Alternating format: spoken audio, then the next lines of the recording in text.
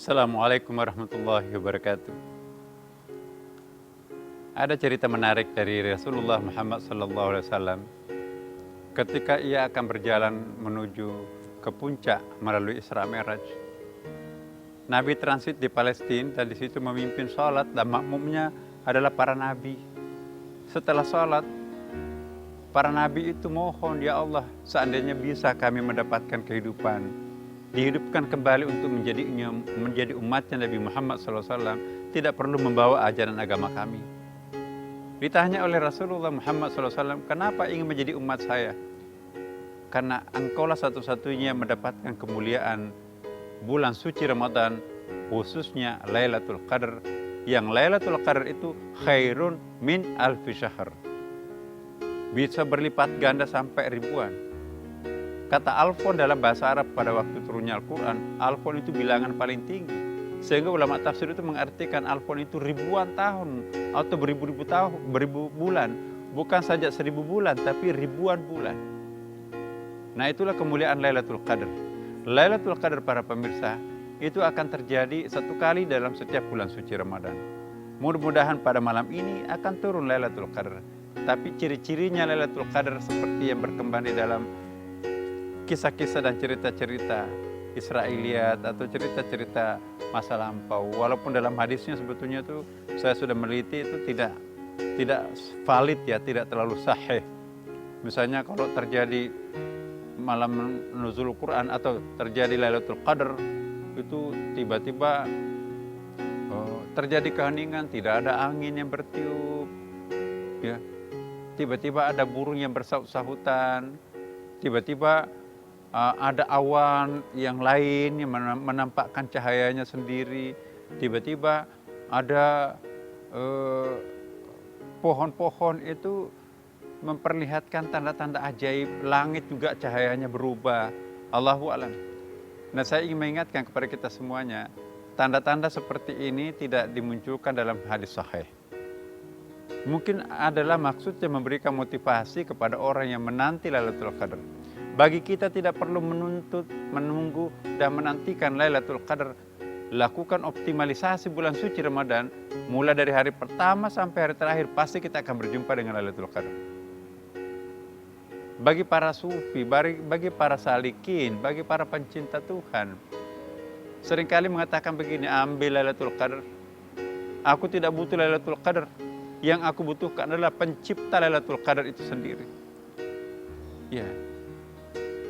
Aku tidak butuh Lailatul Qadar. Bahkan aku tidak butuh surga. Yang aku butuhkan sang pencipta surga, sang pencipta Lailatul Qadar.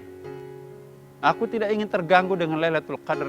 Aku akan khusyuk beribadah lillahi ta'ala. Inna sholati wa nusuki wa mahyaya wa mamati lillahi rabbil alamin. Para pemirsa, apa sih yang dimaksud Lailatul Qadar? Inna anzalnahu fi Lailatul Qadar. Al-Laila dalam bahasa Arab itu sebetulnya banyak artinya.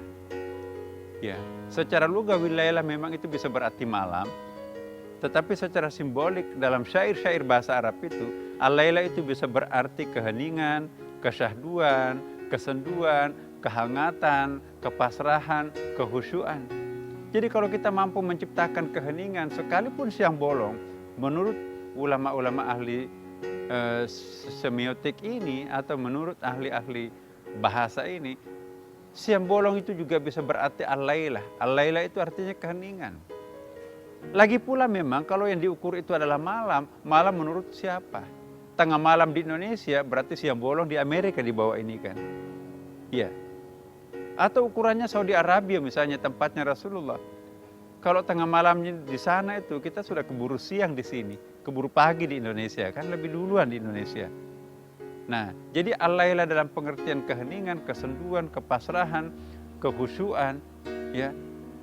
Itulah yang akan menjadi pangkalan pendaratan turunnya Lailatul Qadar. Barang siapa yang menciptakan kualitas al-lailiyah dalam batinnya, maka insya Allah akan mendapatkan kekuatan-kekuatan energi batin yang dahsyat dari Allah Subhanahu wa taala. Mungkin itu yang disebut dengan Lailatul Qadar. Jadi para pemirsa yang saya muliakan, tidak ada salahnya kita menunggu, menuntut Lailatul Qadar, terutama malam ganjil 10 Ramadan seperti yang ditradisikan, karena memang ada hadisnya. Ya, diduga keras bahwa malam Lailatul Qadar itu Asyrul Awakhir, 10 terakhir Ramadan, khususnya pada malam-malam ganjil. Nah, mudah-mudahan kita nanti insya Allah bulan Ramadan ini kita betul-betul menjumpai bulan suci Ramadan dengan penuh kesiapan. Karena itu para pemirsa, pada 10 terakhir Ramadan mestinya kita mengoptimalkan. Pada masa Nabi, para pemirsa, 10 terakhir Ramadan itu membentangkan tali dari tiang ke tiang. Karena kakinya bengkak karena sholat. Tapi dia selalu mau sholat. Nah kita kan 10 terakhir Ramadan itu kadang-kadang itu ngorok. Nggak ada bedanya dengan di luar Ramadan. Minggu pertama penuh sampai ke saf belakang itu. Tetapi hari-hari terakhir Ramadan kembali seperti normal. 1 saf, 2 saf di masjid-masjid itu kan. Nah tapi ada kualitas umat Islam yang berbeda sekarang ini. Makin akhir Ramadan semakin penuh, terutama Istiqlal. Sebelum Covid datang, Istiqlal itu tidak pernah terjadi sebelumnya, penuh sampai lantai 5 ini. Dari Bogor, dari Bandung, bahkan dari Bengkulu, dari luar kota, untuk meraih Lailatul Qadar. Mudah-mudahan Lailatul Qadar insya Allah kita bisa rasakan nikmatnya pada tahun ini. Wassalamualaikum warahmatullahi wabarakatuh.